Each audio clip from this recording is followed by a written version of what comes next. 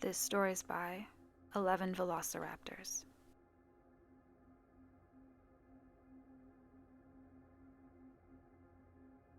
A few weeks ago, I rented a cabin near Pitkin County, Colorado, for a weekend getaway with my wife and daughter. For their privacy, I'll refer to my wife as Alina and my daughter, who's between 4 and 8 years old, as Sophia. It was dusk by the time we arrived at the cabin, far later than Alina and I had planned. The afternoon's anticipation gone, the promise of a relaxing vacation already sullied, and my back sore from changing the tire which had been eviscerated by the forest road. The mood was thoroughly ruined. Maybe that should have been an indication as to how the rest of the trip would go. The cabin itself was beautiful and rustic. Nestled among the towering pines, the 2-story building blended into the surrounding woodlands with its dark-stained wooden siding and stone chimney. Large windows glistened with the last light of the day, and the wraparound porch boasted a hanging patio swing, much to Sophia's delight. She ran straight for it and started swinging as Elena and I carried the bags inside. When I unlocked the door and turned on the lights, I found myself surprised by the decor. In stark contrast to the classy, almost minimalist exterior of the cabin, the interior was remarkably cluttered. It was like every square surface, the countertops, bookshelves, tables, etc., was covered in little trinkets, tchotchkes, as my mother would have called them. There were coasters and candles, vintage oil lamps and compasses, and a bunch of wooden animal carvings, each about a foot tall. The interior wasn't dirty by any means, just more crowded than expected. I found it charming in a weird way, though Elena was less fond. I remember her taking a long look at the place and saying, "Interesting," which is her code for, "I don't like what I'm seeing, but I also don't want to make a big deal about it." It was past Sophia's bedtime, so after coaxing her off the porch swing, I helped her get set up for the night. There were 2 bedrooms on the 2nd floor, a master suite with an attached bathroom, and a smaller bedroom that was pretty clearly set up as a kid's room for visitors to the cabin. The cabin was specifically advertised as family-friendly and good for parents with younger children, so it was no surprise when the smaller bedroom was full of colorful toys and plushies. There was a fireplace across from the bed, its mantel showcasing a full set of those wooden animal carvings. 1 moose, 1 bear, 1 trout, and so on. There was also 1 particularly large teddy bear sitting on the bed, partially buried under the covers like it was getting ready for bed. Sophia instantly fell in love, and I thought it was sweet that the cabin's owner had gone the extra mile to make the place welcoming. I didn't love the idea of her cuddling it to sleep, though, since it likely hadn't been washed between visits, so I propped it up on a chair next to the bed before tucking Sophia in for the night. Tired from our travels, Elena and I went to sleep not too long afterwards.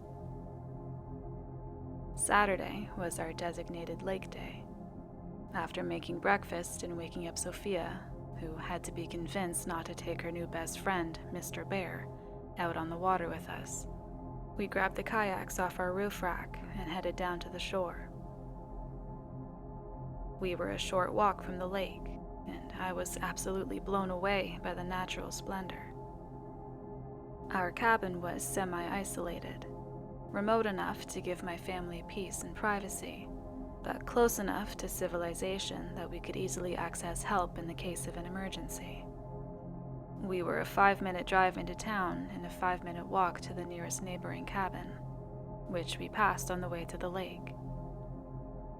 It was a gorgeous building, far more intricate and seemingly much older than the one we were renting. There was an older woman sitting on the porch as we passed it by, and although I couldn't wave since both hands were full with the kayaks, I gave her a nod and a friendly smile. She stared at me in response, her expression completely blank. She was looking directly at me, but almost looked like she was in a trance or something. What was that all about? I quietly asked Elena once we were out of earshot. Not sure, my wife answered. She looks pretty settled in there. Maybe that's her home and she doesn't appreciate her neighbor running an Airbnb. That seemed a logical explanation.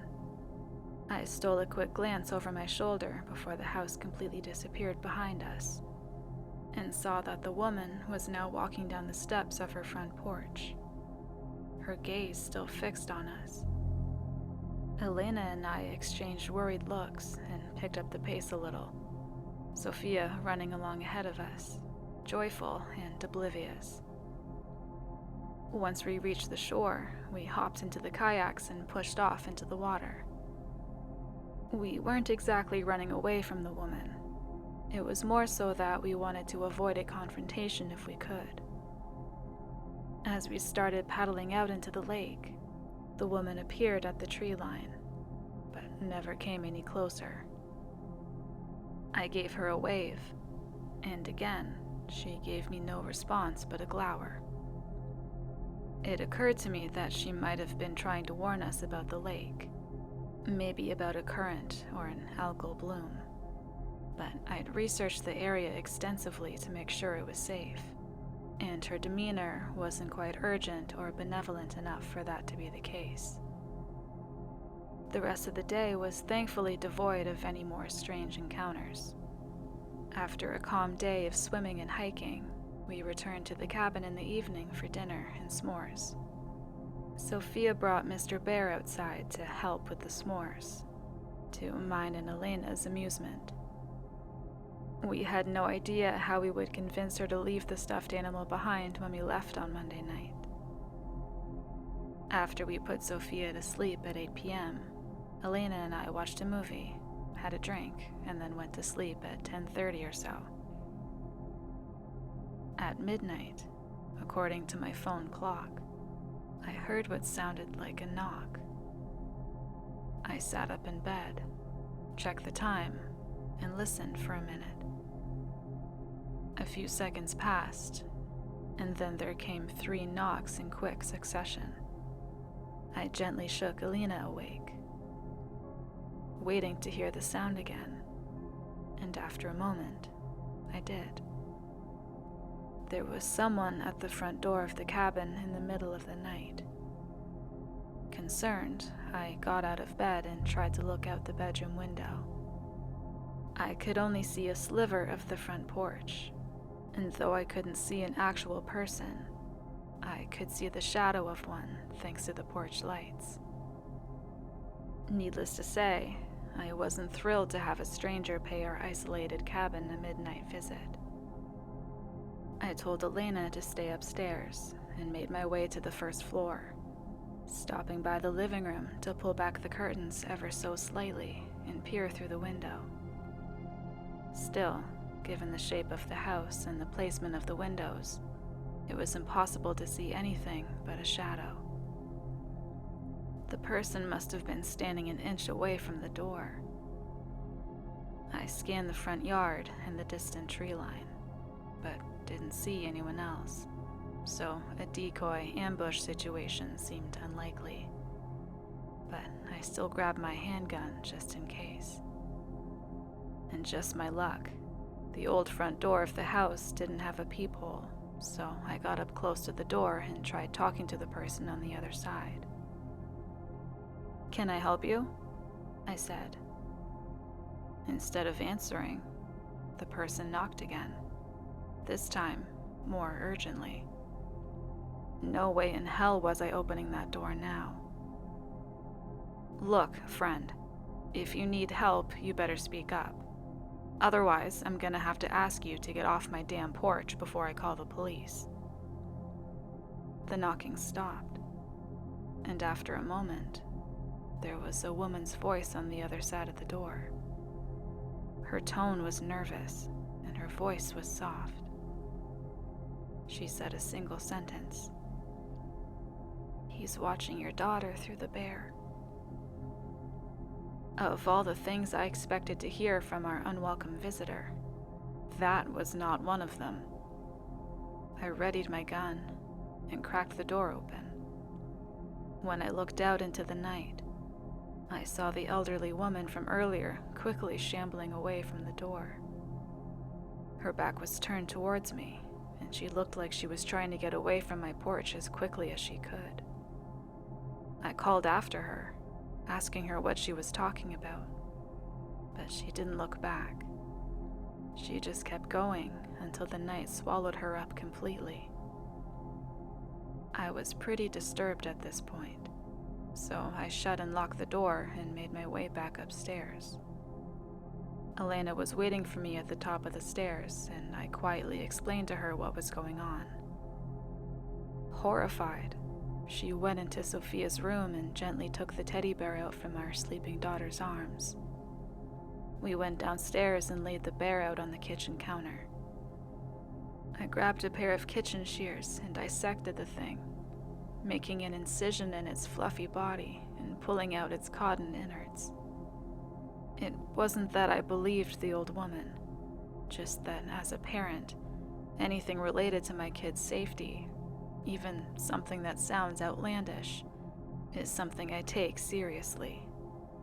Even though the woman was likely suffering from some kind of cognitive impairment, I still wanted to investigate.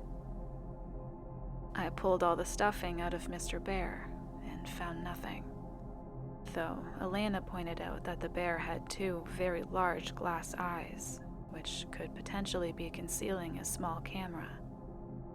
I was unable to find a hammer, but I did find a wrench under the kitchen sink. I wrapped the eyes in a kitchen towel and smashed them to bits. But when I sorted through the fragments, I didn't see anything that looked like a recording device. I was relieved, but I was also equal parts creeped out and angry.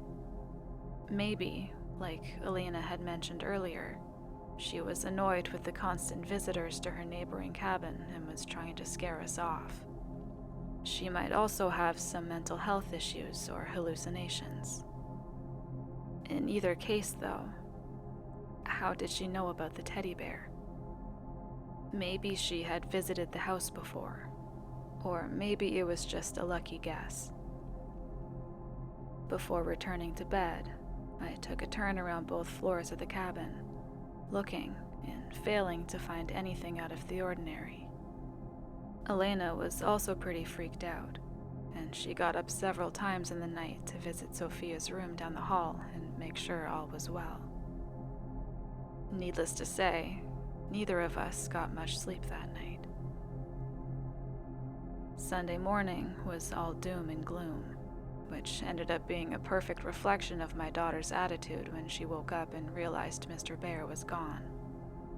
Obviously, we didn't tell her what had happened, but Elena and I did our best to distract her with flapjacks and promises of a fun day of adventuring. Unfortunately, the hike we had planned was foiled by a downpour that, of course, the forecast hadn't predicted, and so we decided to salvage the day by exploring the small town nearby. It wouldn't be the escape into nature we'd hoped for, but there were several family-owned restaurants and shops in the area, as well as a small library. The morning was all right. I enjoyed exploring the little town with my family, although there wasn't much to do. We had an early lunch around 11 or so, but when we sat back down, my wife started rifling through her backpack with a look of dismay. When I asked her what was wrong, she said that she didn't see Sophia's EpiPen, which we always like to have at the ready when we eat out. I realized immediately that I'd forgotten to put it back in Elena's backpack yesterday when I was reorganizing our stuff. I felt like such an idiot, and Elena, already grouchy from a sleepless night, really chewed me out for it. To make amends, I told her to wait with Sophia at the restaurant while I hurried back to the cabin for the EpiPen. She was displeased, but it felt like a better option than all of us braving the rain to return to the cabin. The drive back was an absolute nightmare. Sure, it was a short commute, but the dirt roads leading up to the cabin had turned to sludge in the heavy rain. I was in a foul mood when I entered the cabin. I shut the front door with a slam and made my way to the stairs. The house was dark thanks to the storm outside. Dark enough that I almost missed the muddy shoe prints leading up the hardwood steps. When I saw them and realized what they were, I stopped in my tracks. I didn't have to wonder what they meant. Someone had been in the cabin since my family left, and judging by the fact that there was only one set of prints, they likely were still in the house with me at that very moment. I stood on the half landing, looking up at the second half of the staircase. The upper floor was eerily dark, so much so that someone could have been standing right at the edge of the staircase and I wouldn't have been able to see them. I carefully walked backwards down the stairs, keeping my eyes peeled in case any shape suddenly emerged from the darkness. And once I made it down the stairs, I turned around and ran outside. I sat in my car and called the police to report a break-in. After calling Elena to explain the situation, I sat in my car and watched the house until the police arrived, which took almost an unreasonable amount of time. I never saw any movement from inside the house, nor did I see anyone leave, though I didn't have a great visual on the back door. It's possible that the intruder could have slipped through the back and run straight for the woods, in which case the cabin would have obscured them. The police were shockingly curt and dismissive about the whole thing. One of the officers who arrived on scene asked me for proof of a break-in, as if I would have had time to snap a picture of the intruder in my house or something. They did a sweep of the cabin and found no one inside, but even so, I didn't want my wife and daughter to set foot in that building again. I texted Elena, telling her I was going to pack up our stuff and that we should leave a night early, and she agreed. The cops stayed with me as I packed to give me some peace of mind, which I appreciated. Aside from the shoe prints, there weren't any obvious signs of a break-in, and strangely, nothing of value had been stolen, even though I'd left my laptop laying out in plain sight. Thankfully, we'd packed light, so it didn't take me long to grab all of our stuff from the master bedroom and bathrooms. My last stop was Sophia's room, where I was quickly able to locate and pack all of her things. Nothing of Sophia's had been stolen or tampered with, but there was something missing from the fireplace mantel.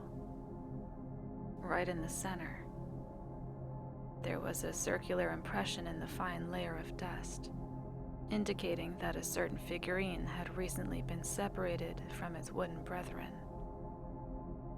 Someone had taken the bear